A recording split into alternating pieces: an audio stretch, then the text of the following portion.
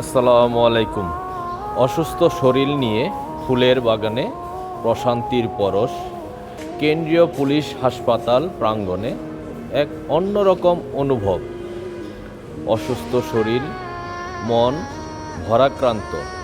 হাসপাতালের বেডের পরিচিত গণ্ডি ছেড়ে একটু স্বস্তির নিঃশ্বাস নিতে মন চাইছিল। তাই ধীর পায়ে হেঁটে এসে দাঁড়ালাম কেন্দ্রীয় পুলিশ হাসপাতালের সবুজ প্রাঙ্গণে। এখানে এক চিলতে ফুলের বাগান, হয়তো খুব বড় নয়, কিন্তু এই মুহূর্তে আমার কাছে এইটুকু যেন এক মরুদ্যান।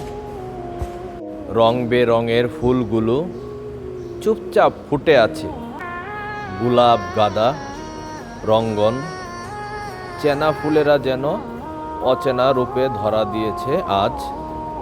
তাদের স্নিগ্ধতা, তাদের রং আমার অসুস্থ চোখেও প্রশান্তি এনে দেয়।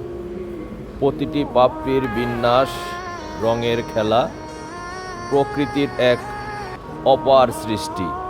এই ফুলের বাগান হাসপাতালের রোজ নামাচার এক টুকরো আশা, এক ঝলক বিশুদ্ধ বাতাস।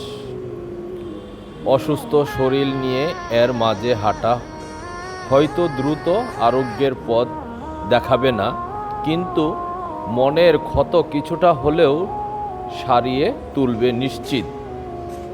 প্রতিটি ফুল, প্রতিটি সবুজ পাতা যেন ফিসফিস করে বলছে,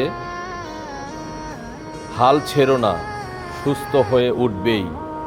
এই ভরসাই এখন আমার সবচেয়ে বড় ঔষধ।